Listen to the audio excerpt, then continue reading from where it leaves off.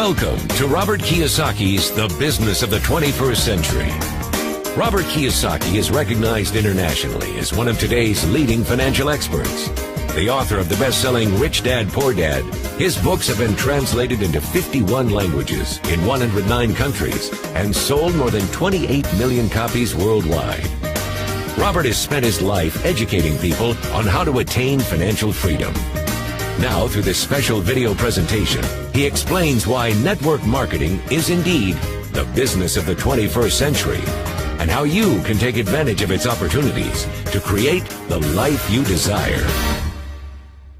Next thing I want to cover with you is one of the most important lessons my rich dad gave me, and it was called the Cashflow Quadrant. And what my rich dad explained to me is that there's four people in business. One are E's, employees. S stands for small business, self-employed, or specialist. B stands for big business, and I stands for investor.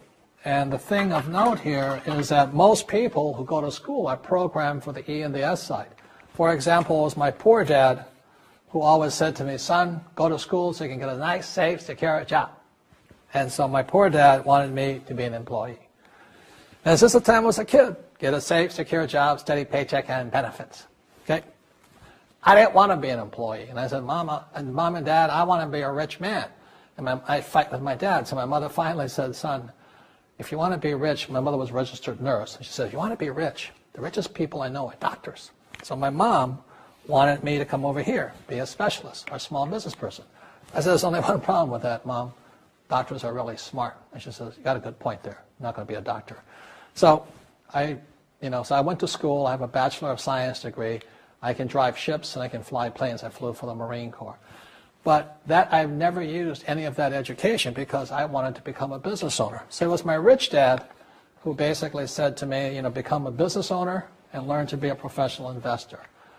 So one of the big differences here between these people is that it's called taxes. See, in 1943, in the U.S., the federal government passed a law that said employees had to pay tax before they got paid. So when you get your paycheck from your employer, you open it up, and voila, the government's always taken a sizable chunk of it.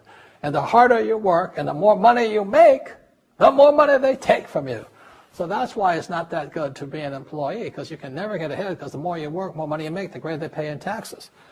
Now, the doctors and lawyers and attorneys, accountants were all laughing, saying, oh, these guys, they're getting paying a lot of taxes. So naturally, the federal government changed the laws again. And so in 1986 in the U.S., a thing called the 86 Tax Reform Act, and it basically took a lot of the benefits away from people who are self-employed, small business, doctors, and lawyers. So today in America, unfortunately, these guys pay the highest percentage in taxes.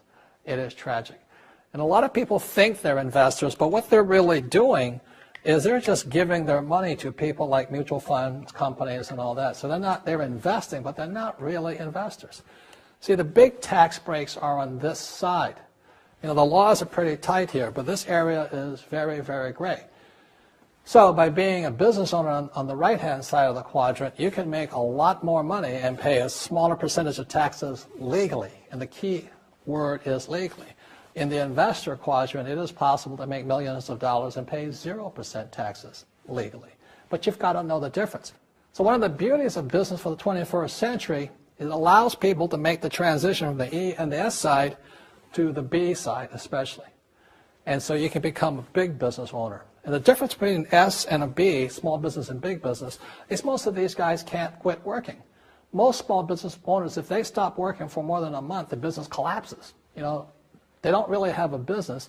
Most of these people own a job.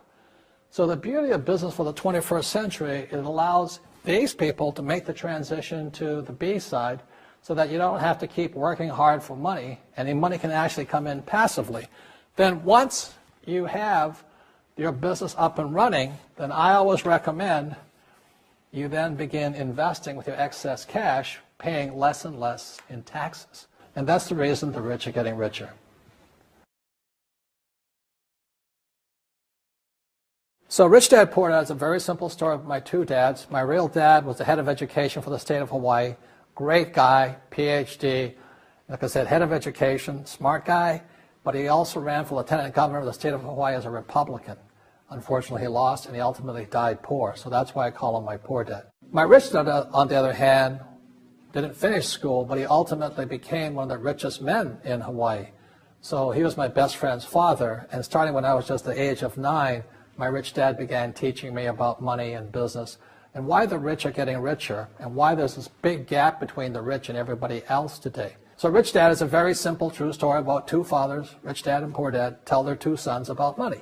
And it was my poor dad always said, go to school, get a job, work hard, and all that stuff.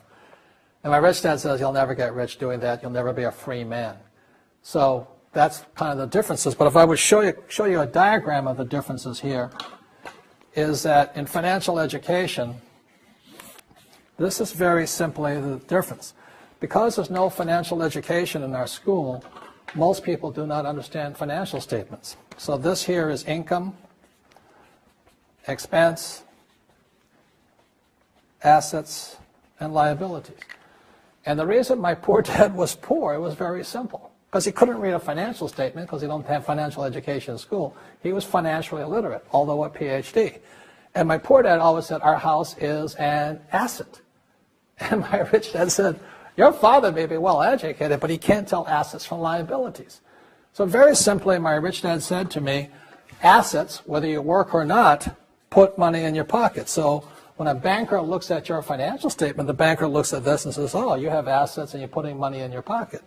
And if you look at your house, it's really a liability because every month it takes money from your pocket. Now I can hear people say, well, it's, I don't have any debt on it, but still every month you have insurance, you have upkeep and expenses to it. So very simply, the reason I'm a rich man today was I knew the difference between assets and liabilities. And I get richer and richer because every year I add more assets to my balance sheet here. And so that's one of the biggest differences. And as my rich dad often said to me, he says, son, my banker has never asked me for my report card. My banker wants to see my financial statement because it's your financial statement that shows how high your financial IQ is. How smart are you with money? If you're very smart with money, the banker will give you as much money as you want because you know how to make money with money. If you're not very smart about money, all the banker will give you is a credit card and a home loan. So those are some of the differences between my rich dad and my poor dad. And if you stay tuned, you'll find out how you too can create assets instead of liabilities. Because if you're going to survive in the 21st century, you need more assets than liabilities.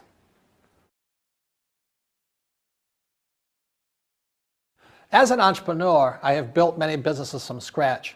And as some of you know, a lot of them crashed also. Statistics show that most new businesses fail within the first 5 years, 90% in fact.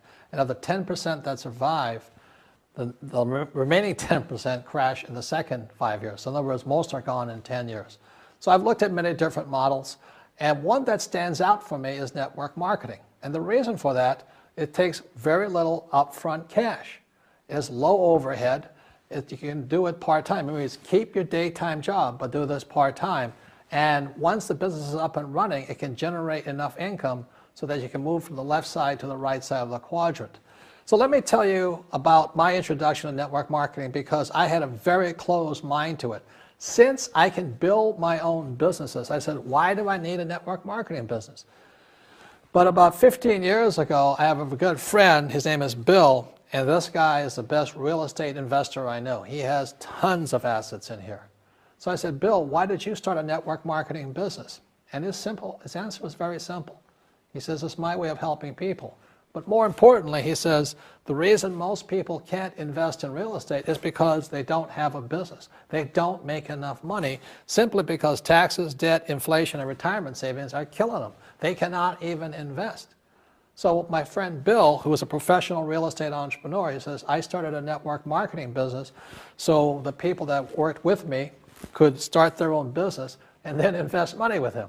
So with that, I realized then that network marketing wasn't about making money, but it was about helping people to help other people make money so they become financially free. So the beauty of network marketing, I said, like it's very low entry point, doesn't take much money, you can do it part-time. And where you profit is in most big corporations is they spend millions, sometimes billions of dollars in advertising. So rather than give that money to advertisers, network marketing depends on building a network, is called word of mouth, like you recommend a movie to a best friend.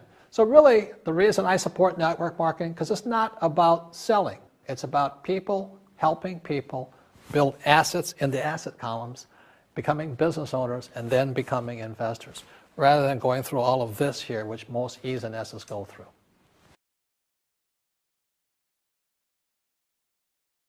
As you know, with this financial crisis, it is the E's and S's who are getting crushed. These people are competing with people in China and India for jobs, or Eastern Europe and things like this. So the idea of working hard to make more money is absolutely ridiculous. Plus taxes are just nailing these guys, plus inflation.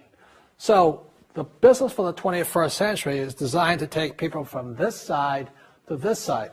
Let me explain some of the differences between small business owners and these guys. These guys here work for money. They work hard, they make more money, they get taxed. And the difference between the B quadrant people and I quadrant people is they build assets. So, rule number one is entrepreneurs make things happen, but they make different things happen. Instead of working for money, they work hard to build assets. So point two, it takes courage to be on the B and the I side. See, these guys here want a steady paycheck. They want to get paid today.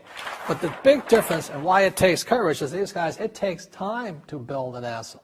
But most importantly, point three, for true entrepreneurs who build assets, it'll bring freedom. Now, one of the problems with this area, as you know, it takes capital. In other words, it takes a lot of money to buy some of these apartment buildings, to build a business and things like this. But there is a way. There is a way to do it with very little capital, and that's what I'm here to talk to you about. It's about a business for the 21st century. In this segment, I want to talk to young people, people who have not yet decided what they're going to do for the rest of their lives. You know, maybe you're in school or about to get in school or whatever you're going to do. But as I said, it was my poor dad always said, go to schools and get a safe, secure job. Unfortunately, in this financial crisis, many young people are coming out of school deep in college debt or college loans, and they can't find a job. I saw some stats that for young men, 18 to like 25, if you're white, 19% of them are not finding jobs, even if they have a college degree. And for African Americans, between 19 and about 25, 30% of them can't find a job. So my message to you is this, is wake up. Right now, before you get a job, before you get trapped in the corporate world or trying to climb the corporate ladder and make other people happy, and they don't really care about you because they're only here to invest for these guys only want for the investors, you know. You got to make a decision. And it was in 1974 when I came back from Vietnam. Again, I said, it was my poor dad. I said, go back to school, get my master's degree, and get my PhD. And I wind up just like him, desperate, out of money, not afraid of the real world. So I had to make the decision to dedicate my life to be here and to be here. And that's made all the difference. You don't get rich quick. It's harder, it takes courage, it takes time. I failed many times over here. But in 1974, I said I was going to dedicate my life to stay on this side, on the right side, on the B and the I side, and never go back to this way. So even when I was flat broke, when my businesses failed, I didn't go back here. I thought about it. And unfortunately, when I still go back home to Hawaii, I meet some of my uncles and aunts, and they still say the same thing to me. They go, have you got a job yet? And I said, no, I don't. They go, oh, too bad. It's so bad you're unemployed. The point here is they can't see it. So these guys, all they know is job security. They don't know what freedom and having a lot of money is. All they know is living below their means, struggling, paying taxes, trying to save money. So I recommend to you, start your own business. Start now. Practice. It takes time. You will make mistakes.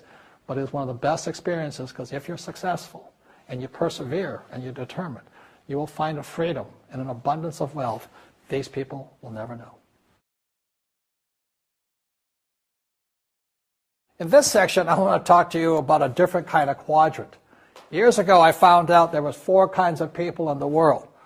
You know, one type are people who must be right.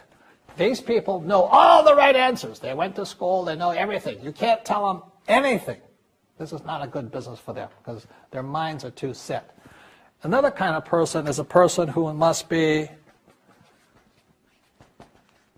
comfortable. You know, the house could be on fire, but they're still watching TV, eating a hot dog, watching what's going on in the world. These people are toast. because the world economy is not coming back. The world economy has moved on. And people who need to be comfortable will probably be left behind. So the people who need to be comfortable, you probably shouldn't talk to them because you only make them uncomfortable. And they're probably not going to make the move because number one priority is being comfortable. Another kind of person is a person who must be liked. You know, they want to please everybody. This is probably not the business for them either, you know, because they want somebody else's approval. They want to be the good little boy or girl saying, I did the right thing, didn't I? You like me, don't you? And so they'll probably not be successful in the 21st century because they'll probably want to be liked by people who have to be right, and people who want to be comfortable. All right, good, be comfortable. All right, you're very right. You know, that's probably being liked. But the business for the people of the 21st century are people who must win. And that's where I am at. One of the best things I was taught in the Marine Corps and at military school, it's not how many times you get knocked down, it's how many times you stand up. When somebody knocks you back, what do? Oh, you hurt my feelings? You'll probably not be successful. The world will probably pass you by. Because as I said, the world economy is moved on. It's not coming back. So winners will win. But winning takes sacrifice. Success takes sacrifice. And these are the people who will do best in business of the 21st century. So when you're talking to people, you know, about this business, you have to look at them and ask yourself, is this person really just going to be liked and they'll tell you what you want to hear? Or they're going to argue with you because they know all the right answers? Or they're going to get very upset with you for disturbing them? So what you're looking for in the network marketing business are people who want to win. People who know the economy has moved on. You'll find every race, gender, age, and background in network marketing. But what they really want to do is they want to win. It really is a true playing field in the world, but not for these people. These people will be left behind. Network marketing is for people who want to win because network marketing is the business model of the future. If you want the government to take care of you, then just keep doing what you want to do. It is possible for everyone to win, but the problem is you've got to commit to it. You've got to say, this is what I'm going to do. I'm going to dedicate 5 years of my life. You want to look at the leaders and say, those are the people I want to be like. Those are the kinds of people I want to hang out with. That's what you got to say to yourself. And I want to help other people do what I want to do and win in life. And that's why I support network marketing, because it really is the business for the 21st century.